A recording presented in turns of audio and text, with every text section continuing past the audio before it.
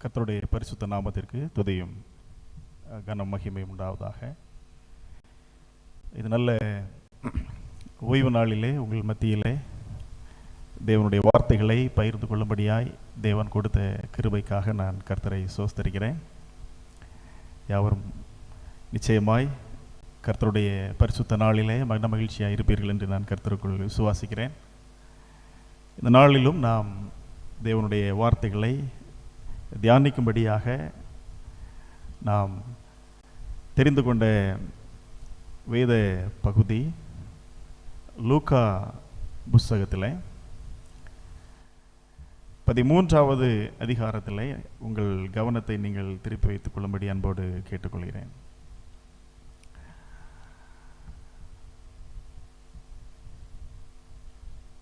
கர்த்தருடைய வார்த்தைகளை நாம் தியானிப்பதற்கு முன்பாக ஒரு சிறிய ஜெபத்தை நான் ஏறெடுப்போம். பரிசுத்த உம்முடைய சமூகத்திலே கர்த்தாவை நாங்கள் உம்முடைய வார்த்தைகளை சற்று தியானிக்கும்படியாக நாங்கள் காத்திருக்கிறோம். நீர் எங்களோடு பேசும், நாங்கள் கேட்கிறோம். இயேசுவின் இன்ப நாமத்திலே ஜெபிக்கிறோம் கிருபை நிறைந்த நல்ல பிதாவே, ஆமென். இந்த நாளிலும் நாம் தியானிக்க இருக்கிற செய்தியினுடைய தலைப்பு உங்களை பற்றிய உங்கள் செய்தி என்ன என்கிற தலைப்பின் அடிப்படையில் ஒரு சிறிய செய்தியை நாம் தியானிக்க இருக்கிறோம். லூக்கா புஸ்தகத்தில் ஒரு தனித்துவமான ஒரு வேத பகுதி இருக்கிறது. லூக்கா புஸ்தகம் 13வது அதிகாரம் முதல் 5 வசனங்களை நீங்கள் வாசித்து பார்த்தால் மற்ற சுவிசேஷ புஸ்தகங்களில் இல்லாத ஒரு தனித்துவமான ஒரு சம்பவம் அங்கே கொடுக்கப்பட்டிருக்கிறது. லூக்கா 13:1 முதல் 5 முடிய வசனங்களை நான் ஒரு முறை வாசிக்கிறேன். பிலாத்து சில கலிலேயருடைய இரத்தத்தை அவர்களுடைய பலிகளோட கலந்திருந்தான். அந்த வேளையிலே அங்கே இருந்தவர்களில் சிலர் அந்த செய்தியை அவருக்கு அறிவித்தார்கள். இயேசு அவர்களுக்கு பிரதியுத்தரமாக, அந்த கலிலேயருக்கு அப்படிப்பட்டவைகள் சம்பவித்ததினாலே மற்ற எல்லா கலிலேயரை பார்க்கிலும் அவர்கள் பாவிகளாய் இருந்தார்கள் என்று நினைக்கிறீர்களோ? அப்படி அல்லவென்று உங்களுக்கு சொல்கிறேன். நீங்கள் மனம் திரும்பாமற் போனால் எல்லாரும் அப்படியே கெட்டு போவீர்கள். இது ஒரு சம்பவம். 4வது 5வது வசனத்தில் இன்னொரு சம்பவத்தை நாம் வாசிக்கலாம். சிலோவாமிலே கோபுரம் விழுந்து 18 பேரை கொன்றதே எருசலேமில் குடியிருக்கிற மனுஷர் எல்லாரிலும் அவர்கள் குற்றவாளிகளாய் இருந்தார்கள் என்று நினைக்கிறீர்களோ? அப்படி அல்லவென்று உங்களுக்கு சொல்கிறேன். நீங்கள் மனம் திரும்பாமற் போனால் எல்லாரும் அப்படியே கெட்டு போவீர்கள் என்றார். இந்த சம்பவத்தை தான் நாம் தியானிக்க இருக்கிறோம். ஆனால் இந்த சம்பவத்திற்கு பின்பாக சொல்லப்பட்ட ஒரு உவமை இருக்கிறது. நீங்கள் லூக்கா புஸ்தகம் 13வது அதிகாரம் 6வது வசனத்திலிருந்து 9வது வசனம் வரைக்கும் கொடுக்கப்பட்டுள்ள ஒரு சிறிய உவமை. இந்த உவமை நிச்சயம் எல்லாருக்கும் தெரிந்த ஒரு உவமை. அநேக செய்திகள் இந்த உவமைகளின் மூலமாய் நாம் கேட்டிருக்கலாம்.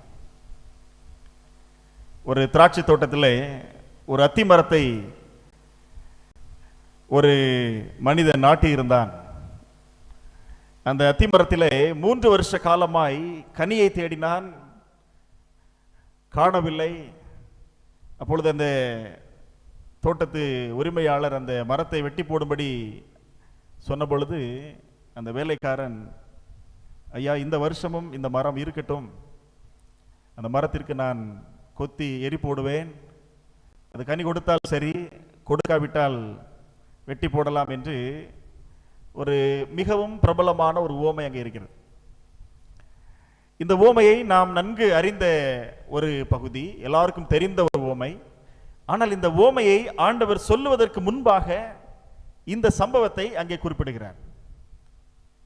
இந்த ஓமையை ஆரம்பிப்பதற்கு முன்பாக ஒரு வார்த்தை சொல்கிறார். அப்பொழுது 6வது வசனத்திலே நீங்கள் பார்த்தால் ஒரு ஓமையையும் சொன்னார். எப்பொழுது என்றால் இங்கு மேற் சொல்லப்பட்ட இந்த 2 சம்பவங்கள். இந்த சம்பவங்களை குறித்து நீங்கள் ஒருவேளை கேள்விப்பட்டிருக்கலாம்.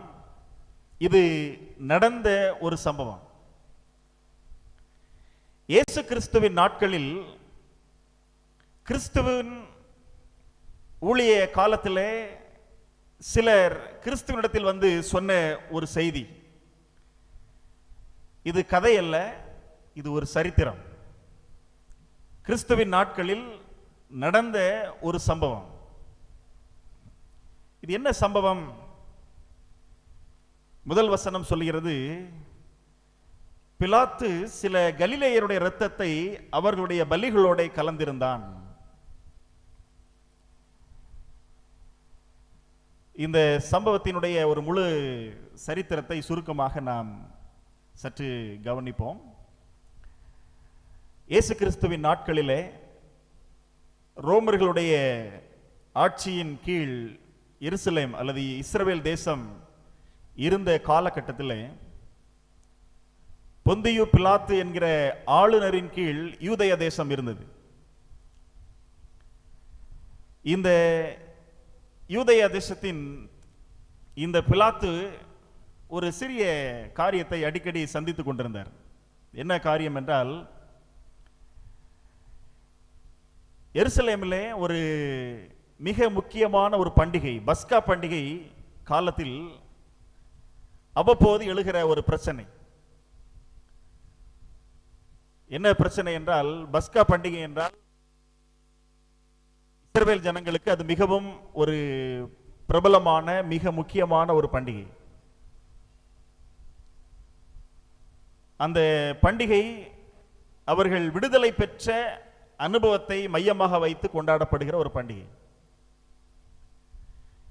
இஸ்ரவேல் ஜனங்கள் எகிப்தில் விடுதலை பெற்ற அனுபவத்தை ஒவ்வொரு வருஷமும் இந்த பண்டிகையை மையமாக அவர்கள் கொண்டாடுவது வழக்கம். இந்த பண்டிகையை கொண்டாடும் பொழுது அவர்கள் எகிப்திலிருந்து விடுதலை பெற்ற ஒரு பெரிய அனுபவத்தை நினைத்து ஒவ்வொரு வருஷமும் கொண்டாடினார்கள். ஆனால் இயேசு கிறிஸ்துவின் காலத்தில் அது சற்று அவர்களுக்கு வித்தியாசமான ஒரு அனுபவமாக இருந்தது. ஏனென்றால் அவர்கள் இப்பொழுதும் அடிமைகளாக இருக்கிறார்கள் அல்லது ஒரு நாட்டிற்கு கீழ் இருக்கிறார்கள். எப்படி அந்த பண்டிகையை கொண்டாட முடியும்? எகிப்தில் விடுதலை பெற்ற பொழுது சந்தோஷத்தோட கொண்டாடிய அந்த அனுபவத்தை எப்படி இந்த சமயத்தில் கொண்டாட முடியும்? எப்படி நம்முடைய நாட்டிலே ஒவ்வொரு சுதந்திர தினம் ஆகஸ்ட் 15 வந்துச்சுன்னா நம்ம என்ன செய்வோம்? சுதந்திர தினத்தை கொண்டாடுகிறோம். கிட்டத்தட்ட 80 வருடங்கள் ஆக போகிற நிலைமையிலும் அந்த சுதந்திர தினம் வந்ததென்றால் நமக்குள் ஒரு பெரிய சுதந்திர பற்றும் ஒரு வீர முழக்கங்களும் நம்ம பகுதியில் நம்ம என்ன செய்ய முடியும்? அநேகருடைய உள்ளங்களில் பார்க்க முடியும். சுதந்திரமாக இருக்கக்கூடிய நம்முடைய உள்ளத்திலேயே இப்படிப்பட்ட எண்ணங்கள் தோன்றுகிறது என்றால், ஒரு பெரிய நாட்டிற்கு கீழ் அடிமைகளாக இருக்கக்கூடிய ஜனங்கள் ஒரு சுதந்திரத்திற்கு சம்பந்தப்பட்ட பண்டிகையை கொண்டாடும் பொழுது எவ்வளவு அவர்கள் உள்ளத்தில் ஒரு பெரிய ஒரு எழுச்சியான ஒரு சிந்தை தோன்றும் என்பதை நாம் சிந்தித்து பார்க்க வேண்டும். இந்த இஸ்ரவேல் மக்கள் மத்தியிலே இந்த பண்டிகை கொண்டாடும் பொழுது ஒவ்வொரு வருஷமும் அவர்கள் மிகவும் ஆவலோடு எதிர்பார்க்கக்கூடிய ஒரு காரியம் என்னவென்றால், ஒரு நாள் நாம் இந்த ரோமர்களுடைய கையிலிருந்து விடுதலை ஆவோம். எப்படி எகிப்திலிருந்து விடுதலை பெற்றோமோ அதே போல நாம் ஒரு நாள் இந்த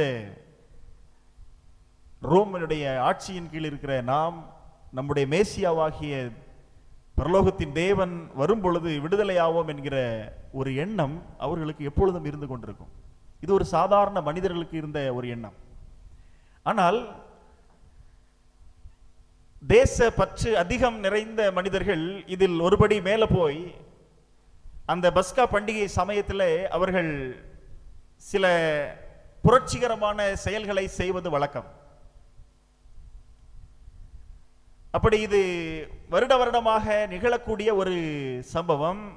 அந்த சமயத்தில் அரசு, ரோம அரசாங்கம் அந்த பிலாத்துவின் கீழ் அந்த இஸ்ரவேல் தேசத்தை கட்டுப்படுத்தி வந்தார்கள்.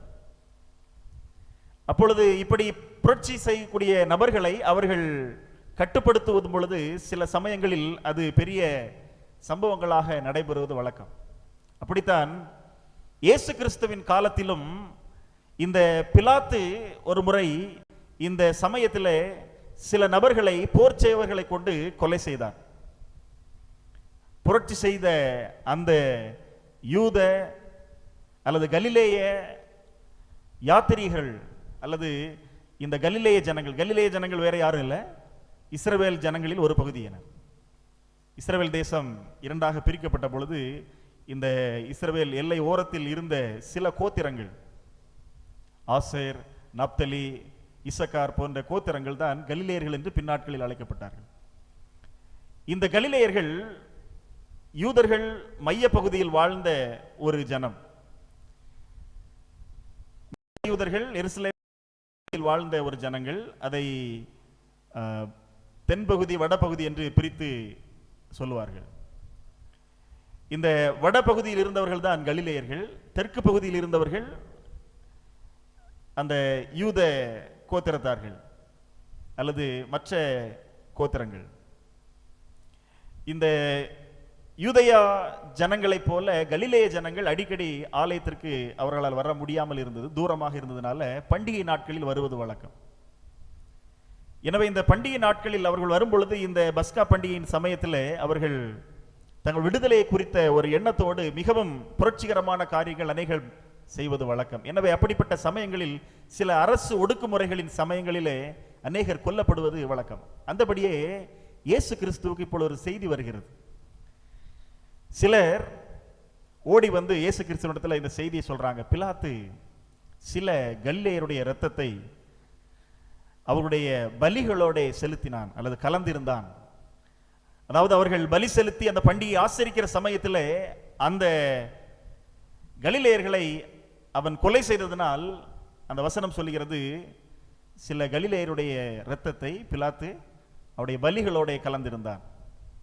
அவர்கள் பலி செலுத்தி பண்டிகை ஆசரிக்கிற சமயத்தில் கொல்லப்பட்டதனால், ரத்தம் சிந்தப்பட்டதால் இந்த வசனம் அவிதமாக சொல்லப்படுகிறது. உங்களுக்கு இப்போ அந்த வசனம் உங்களுக்கு புரிஞ்சிருக்கும்னு நினைக்கிறேன். இந்த செய்தியை இந்த யூதர்கள் என்ன எண்ணத்தோடு கிறிஸ்துவிடத்தில் சொன்னார்கள் என்பதுதான் செய்தி. ஒரு புரிதலுக்காக இந்த சரித்திரத்தை நாம் பார்த்தோம். ஆனால் நம்முடைய செய்தி என்னவென்றால், இந்த யூதர்கள் இந்த செய்தியை கிறிஸ்துவினிடத்தில் ஏன் சொன்னார்கள்? அந்த வசனத்தை நான் மறுபடியுமாக நீங்கள் வாசிக்கும்படி அன்போடு கேட்டுக்கொள்கிறேன். லூகா 13வது அதிகாரம் 1வது வசனம். பிலாத்து சில கலிலேயருடைய இரத்தத்தை அவர்களுடைய பலிகளோட கலந்திருந்தான். அந்த வேளையில் அங்கே இருந்தவர்களில் சிலர் அந்த செய்தியை அவருக்கு அறிவித்தார்கள். யாருக்கு? அடுத்த வசனம் சொல்கிறது, இயேசுவுக்கு. இயேசு அவர்களுக்கு பிரதியுத்தரமாக, போதும். இயேசு இந்த செய்தியை எப்படி பார்த்தார்? சிலர் கலிலேயருக்கு நடந்த சம்பவத்தை குறித்து, பிலாத்து செய்த காரியத்தை குறித்து கிறிஸ்துவிடத்தில் வந்து சொன்ன பொழுது இயேசு கிறிஸ்து இந்த செய்திக்கு என்ன பதில் சொன்னார்? பிலாத்துவை குறித்து எதையாவது சொன்னாரா? அல்லது மரித்து போன அந்த கொலை செய்யப்பட்ட கலிலேயரை குறித்து ஏதாவது செய்தி சொன்னாரா என்று அடுத்த வசனத்தில் நாம் வாசிக்கும் பொழுது வேதம் சொல்லுகிறது, அந்த இரண்டு நபர்களை குறித்தும் இயேசு கிறிஸ்து என்ன செய்யல? ஒரு பதிலும் சொல்லவில்லை. ஆனால் இயேசு கிறிஸ்து அதற்கு மாறாக ஒன்று சொல்லுகிறார். என்ன சொல்றாரு? அவர்களுக்கு பிரதியுத்தரமாக, அந்த கலிலேயருக்கு அப்படிப்பட்டவைகள் சம்பவித்ததினாலே நீங்கள் மற்ற எல்லா கலிலேயரை பார்க்கிலும் அவர்கள் பாவிகளாய் இருந்தார்கள் என்று நீங்க நினைக்கிறீங்களோ அப்படின்னு கேட்கிறார். அப்ப இயேசு கிறிஸ்து இந்த செய்தியை அவர்கள் சொன்ன உடனே அவருடைய உள்ளத்தில் இருந்த ஒரு எண்ணத்தை அவர்களுக்கு எடுத்துரைக்கிறார். நீங்க என்ன நினைச்சுக்கிட்டு இருக்கிறீங்க? அந்த கலிலேயர்களை குறித்த உங்களுடைய எண்ணம் எப்படி இருக்கிறது என்று அவர்களுக்கு சொல்லுகிறார். நீங்க என்ன நினைக்கிறீங்க? அந்த மரித்து போன கலிலேயர்கள் எல்லாரும் யாரு? எங்களை காட்டிலும் இயேசு கிறிஸ்து அவங்க மனசுல உள்ளதை சொல்றாரு. இயேசு கிறிஸ்து நிச்சயமா இல்லாத ஒண்ணு சொல்ல மாட்டார். அவருக்கு தெரியும் அந்த மக்களுடைய மனது எப்படி இருக்கிறது என்று பார்த்து அவர் சொல்லுகிறார், நீங்க அப்படி நினைக்கிறீர்களோ? ஒரு வார்த்தை கவனிச்சு பாருங்க, 2வது வசனத்துடைய கடைசி பகுதி, பாவிகளாய் இருந்தார்கள் என்று நினைக்கிறீர்களோ? அப்படி என்றால் அவர்கள் அப்படி நினைச்சிருக்கிறாங்க. அந்த மரித்து போனவர்கள் தங்களை காட்டிலும் பாவிகள், அதனால்தான் அவர்கள் மரித்து போனார்கள், அவர்கள் கொலை செய்யப்பட்டார்கள். ஏன் இந்த காரியத்தை குறித்து கிறிஸ்து அவர்களுக்கு அழுத்தமாக சொல்லுகிறார் என்பதை நீங்கள் புரிந்து கொள்ள வேண்டும். யூதர்கள் மத்தியில், இஸ்ரவேல் ஜனங்கள் மத்தியில் சில தவறான புரிதல் இருந்தது. இஸ்ரவேல் ஜனங்களிடத்தில் 1, 2 அல்ல, அநேக தவறான புரிதல் இருந்தது. அவர்கள் இந்த உலகத்தில் நாங்கள் தான் தேவனுக்கு விசேஷித்த ஜனம், எங்களை மாத்திரம்தான் தேவன் நேசிக்கிறார் என்று பல கருத்துக்கள் அவர்கள் உள்ளத்தில் இருந்தது. அதுல ஒரு கருத்து, ஒரு மனிதன் தன் காலத்திற்கு முன்னே மரிக்கிறான் என்றால் அவன் நிச்சயமாகவே ஏதோ தவறு என்ன செய்திருப்பான், அவன் பாவியாக இருக்கக்கூடும், அவன் சபிக்கப்பட்டவன், இப்படிலாம் பல எண்ணங்கள் அவர்களுக்கு இருந்தது. உடனே இயேசு கிறிஸ்து இவர்கள் சொன்ன செய்திக்கு, இது ஒரு நியூஸ், இது ஒரு செய்தி, அந்த தேசத்தில் நடந்த ஒரு சம்பவத்தை இயேசு கிறிஸ்து இதுல என்ன பதில் சொல்லுவார், அவர் பிலாத்தை குறித்து என்ன பதில் சொல்லுவார், அந்த மரித்து போன ஜனங்களை குறித்து என்ன பதில் சொல்லுவார் என்று சொல்லி கிறிஸ்துவிடத்தில் இந்த செய்தியை கொண்டு செல்லுகிறார்கள். இயேசு கிறிஸ்து அவர்களுக்கு ஒரு பதில் கொடுக்கிறார். அவர்களுக்கு பதில் சொல்வதற்காக இயேசு கிறிஸ்து ஒரு செய்தியை சொல்லுகிறார். அதே காலத்தில் நடந்த இன்னொரு சம்பவத்தை சொல்லுகிறார். அதுதான் அடுத்த 2 வசனங்கள் 4 மற்றும் 5. சீலோவாமிலே கோபுரம் விழுந்து 18 பேரை கொன்றதே. இந்த செய்தியை ஆண்டவர் எப்படி சொல்றார் பாருங்க. எருசலேமில் குடியிருக்கிற மனுஷர் எல்லாரிலும் அவர்கள் குற்றவாளிகளாய் இருந்தார்கள் என்று நினைக்கிறீர்களோ? இங்கேயும் இந்த செய்தியையும் அந்த மக்கள் ஏதோ ஒரு புரிதலில் வைத்திருந்தார்கள். என்ன புரிதல்? சிலோவாமிலே, சிலோவாம் என்பது உங்களுக்கு இது ஒரு சம்பவம், இந்த சரித்திரத்தை, இது ஒரு சரித்திரம். சிலோவாம் என்பது நீங்கள் வேத சரித்திரத்திலே பார்த்தீர்கள் என்றால் தாவீதின் நகரம், சிட்டி ஆஃப் டேவிட் என்று சொல்லப்பட்டிருக்கும். தாவீதின் நகரத்தில் தென்கிழக்கு பகுதியில் இருந்த ஒரு குளம் சிலோவாம் என்கிற இடம். இந்த குளம் மிகவும் இஸ்ரவேல் தேசத்திற்கு மிகவும் முக்கியமான ஒரு இடம்.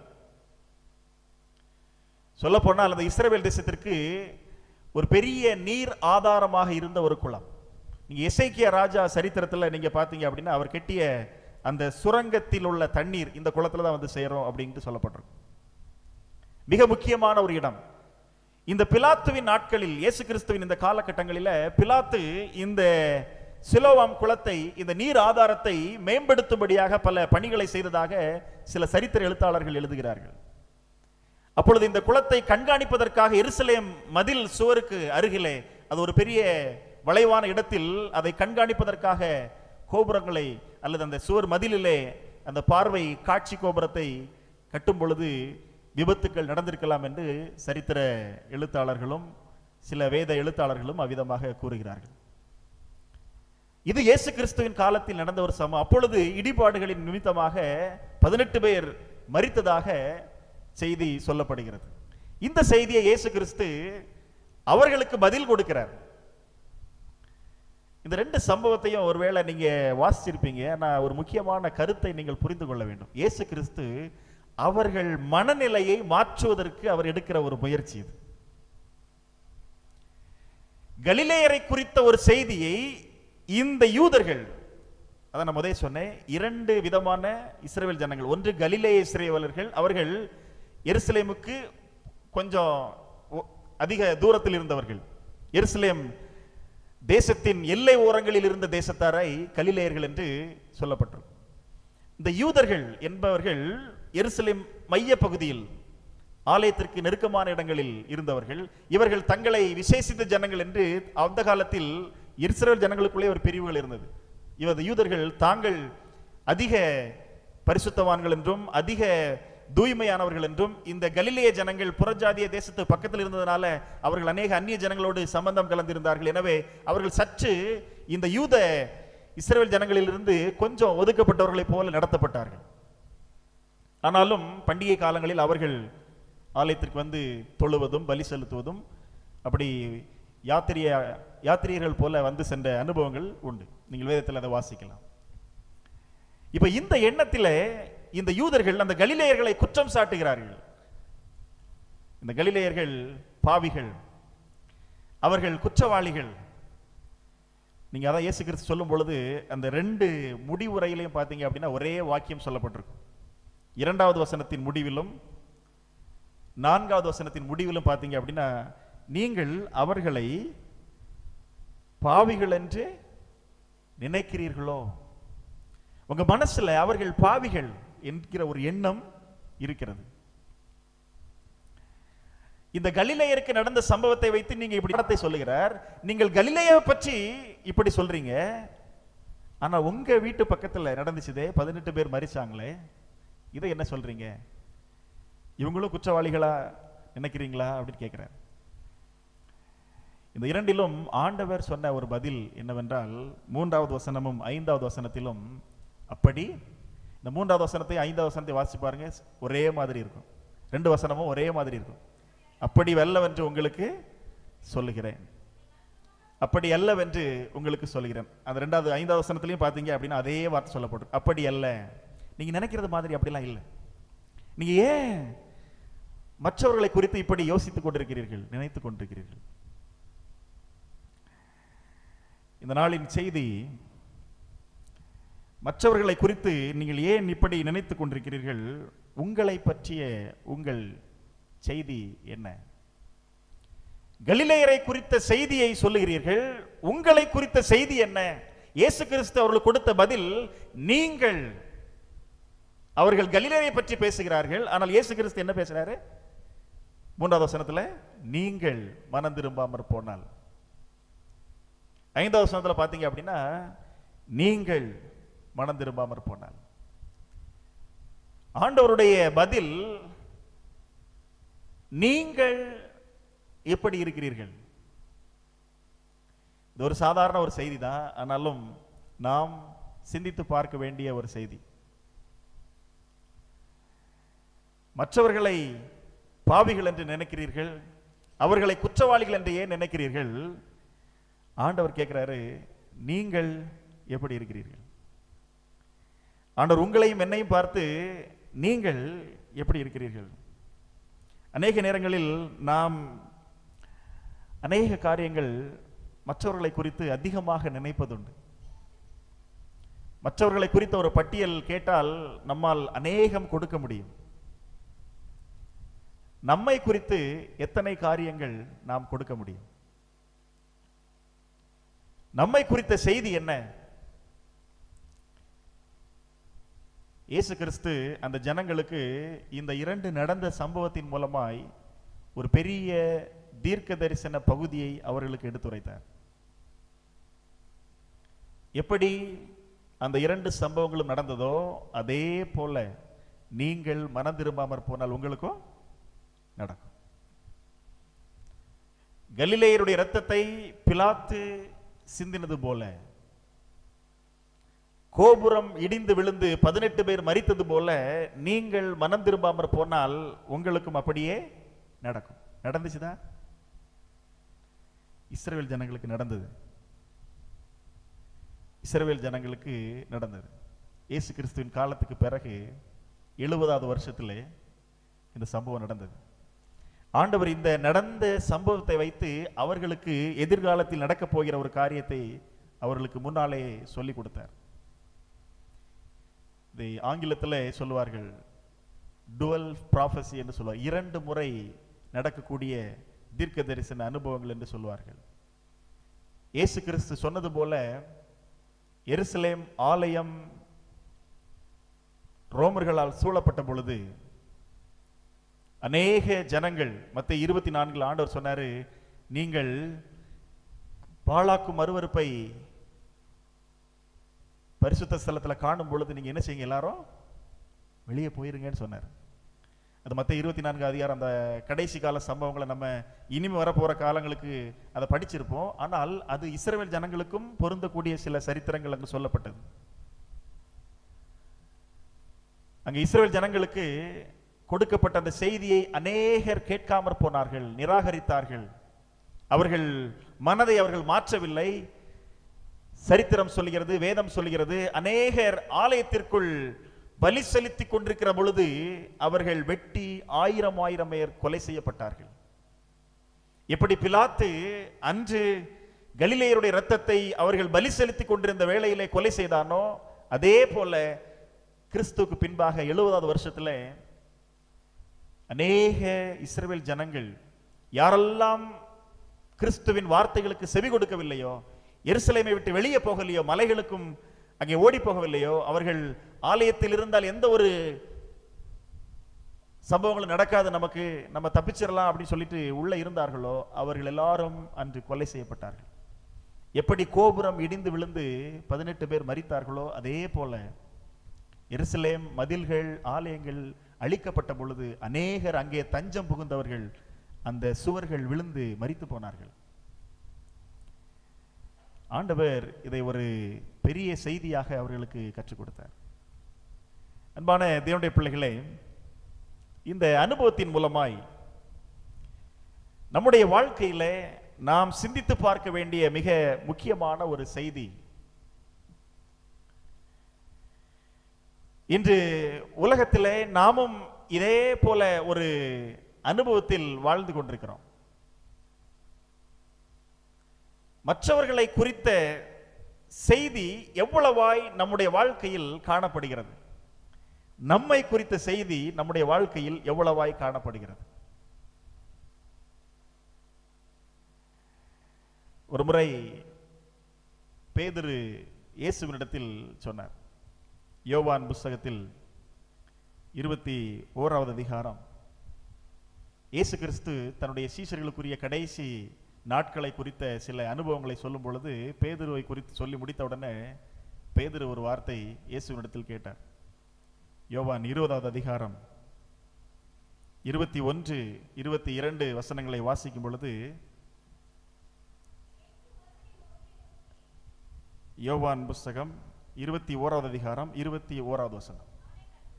அவனை கண்டு, யோவானை பார்த்து பேதுரு சொல்றாரு, பேதுரு இயேசுவை நோக்கி, ஆண்டவரே, இவன் காரியம் என்ன? அதற்கு இயேசு, நான் வருமளவும் இவன் இருக்க எனக்கு சித்தமானால் உனக்கு என்ன? நீ என்னை பின்பற்றி வா என்றார். இங்கு யோவானை குறித்து பேதுருவுக்கு ஒரு கேள்வி. ஆண்டவரே, இவன் காரியம் என்ன? இதுதான் இன்னைக்கு நம்முடைய வாழ்க்கையில் இருக்கிற ஒரு பெரிய பிரச்சனை. அவன் காரியம் என்ன? நம்மை சுற்றியுள்ளவர்களுடைய வாழ்க்கை நினைத்து நாம் சிந்தித்துக் கொண்டிருக்கிற காரியம், இவன் காரியம் என்ன, அவன் காரியம் என்ன, அவனுக்கு ஏன் இப்படி நடக்கிறது, அவனுக்கு ஏன் இது நடந்தது என்று சொல்லி மற்றவர்களின் செய்திகளை நாம் கிறிஸ்துவண்டையிலே கொண்டு வந்து கொண்டிருக்கிறோம். மற்றவர்களின் செய்திகளை கொண்டு நாம் அநேக நேரங்களில் நம்முடைய வாழ்க்கையிலே நாம் சிந்தித்துக் கொண்டிருக்கிறோம். இயேசு கிறிஸ்து அதற்கு கொடுத்த பதில், உனக்கு என்ன?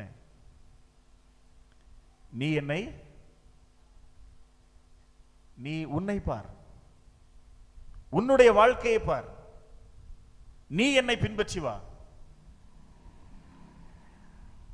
2 பேர் ஜெபம் பண்ண போனாங்க. லூக்கா புஸ்தகம் 18வது அதிகாரம் 9 to 14 வரைக்கும் இந்த சம்பவத்தை நீங்க பார்க்கலாம். ஒரு ஆயக்காரன், ஒரு பரிசேயன். அந்த 11வது வசனத்தை நீங்க வாசிச்சு பார்த்தீங்க அப்படின்னா வேதம் சொல்லுது, அந்த ஆயக்காரன் என்ன சொல்றான் பாருங்க.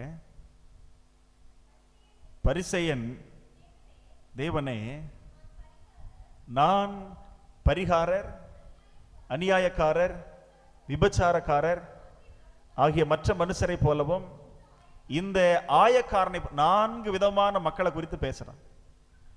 ஒரு மனுஷன் ஜெபம் பண்ண போறான்.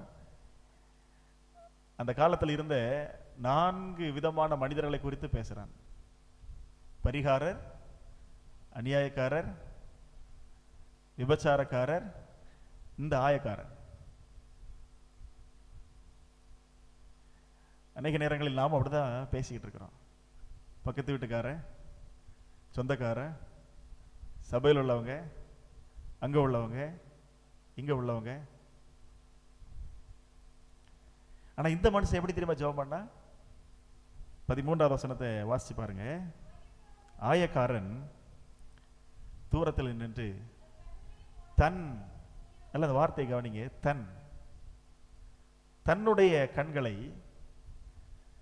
அவன் வானத்துக்கு நேராக ஏறெடுக்க துணியாமல் தன் மார்பிலை அடித்துக்கொண்டு அவனுடைய சரீரத்தை அடிக்கிறான், அவனுடைய சரீரத்தை பார்க்கிறான்.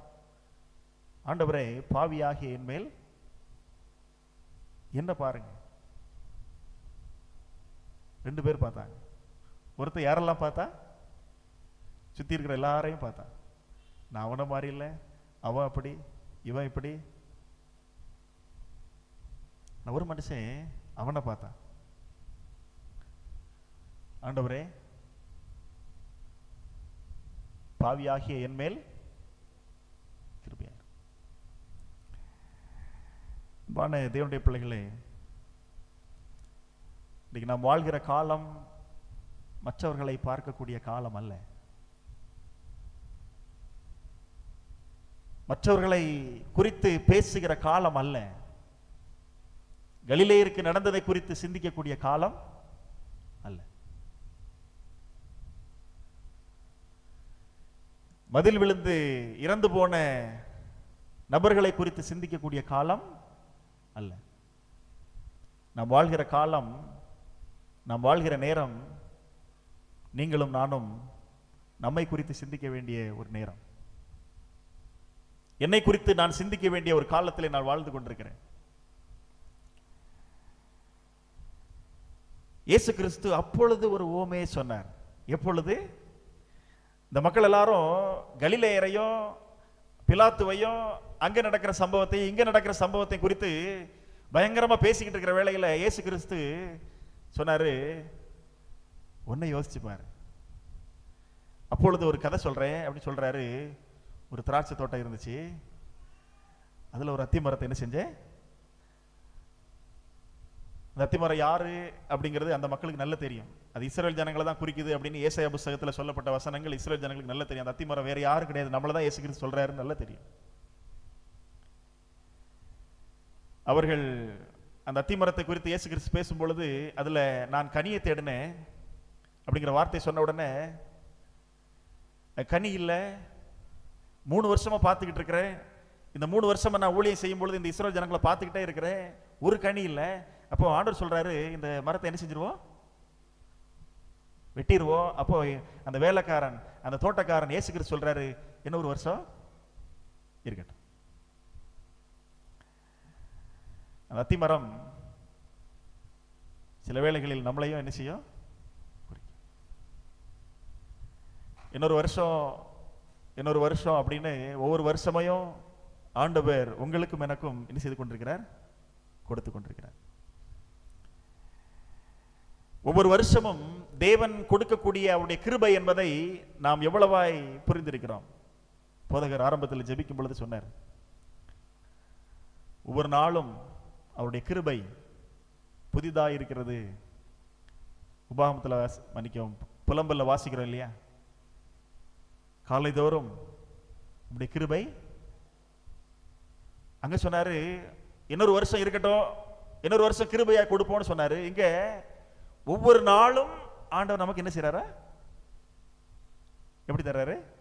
கிருபையா தர்றாரு. ஒவ்வொரு நாளும் கிருபையால் கூட்டப்பட்டு கொண்டிருக்கிறது. ஒவ்வொரு வருஷமா இல்ல, ஒவ்வொரு நாளும், நாள்தோறும் காலைதோறும் உம்முடைய கிருபை புதுசு, புது கிருபை.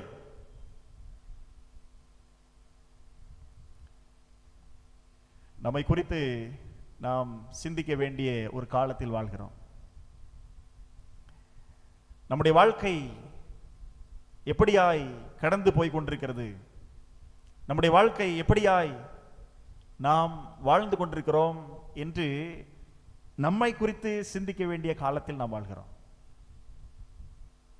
இயேசு கிறிஸ்து அதற்காக தான் சொன்னாரு, நீங்க மற்றவங்கள பேசுறது, மற்றவங்களுக்கு நடக்கிறதெல்லாம் அது நடக்கும். நம்ம சொன்னாலும் சொல்லாட்டாலும் பேசினாலும் பேசாட்டாலும் அது என்ன செய்யும்? நடக்க தான் செய்யும். உங்களை குறித்த செய்தி என்ன? நம்மை குறித்து ஆண்டவர் என்ன செய்தி சொல்லுகிறார்? ஆண்டவர் உங்களுக்காகவும் எனக்காகவும் தாமதித்துக் கொண்டிருக்கிறார். நம்ம எல்லாருக்கும் தெரிந்த ஒரு வசனம், பேதுரு புஸ்தகத்தில் பேதுரு சொல்றார் இல்லையா, 3வது அதிகாரம் 9வது வசனம், 2 பேதுருவில், தாமதிக்கிறார் என்று சிலர் எண்ணுகிறபடி கர்த்தர் தமது வாக்கு தத்தத்தை குறித்து தாமதமாயிராமல் ஒருவரும் கெட்டு போகாமல் எல்லாரும்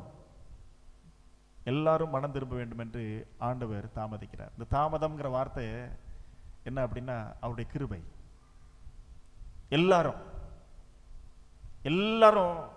அது ஒரு மனுஷன் கூட கெட்டு போயிடக்கூடாது என்று சொல்லி ஆண்டவர் ஒருவேளை எனக்கு மாத்திரம் அல்லது நீங்கள் மாத்திரம் என்று அல்ல, எல்லாரும், நான் ஒருவன் கூட தப்பி போயிடக்கூடாது என்று ஆண்டவர் எனக்காக கூட என்ன செய்வார்? காத்திருப்பார். அதனாலதான் இயேசு கிறிஸ்து இன்னும் வரல. ஆண்டவர் தாமதிக்கிறார். அவருடைய கிருபை தாமதத்தை காண்பித்துக் கொண்டே இருக்கிறது. நம்முடைய வாழ்க்கையிலே நம்முடைய செய்தி என்ன? உங்கள் செய்தி என்ன? மற்றவர்கள் செய்தி அல்ல, மற்றவர்களை குறித்த செய்தி அல்ல, உங்கள் செய்தி என்ன? சற்று நாம் சிந்தித்து பார்ப்போம். நம்முடைய வாழ்க்கையில் ஆண்டவருக்கு நாம் கொடுக்கக்கூடிய நம்முடைய செய்தி என்ன? தேவன் வரும் பொழுது நாம் என்ன செய்தியோடு இருக்கிறோம் என்பதை நாம் சிந்தித்து பார்ப்போம். கர்த்தர் நிச்சயமாய் அப்படிப்பட்ட சிந்தையை நமக்கு தருவார். நாம் சிந்தித்து பார்ப்போம். நம்முடைய வாழ்க்கையை குறித்து நாம் சிந்தித்து கர்த்தருக்கென்று நம்மை நடத்துவோம். கர்த்தர் நம்மை ஆசீர்வதிப்பார். ஆமென்.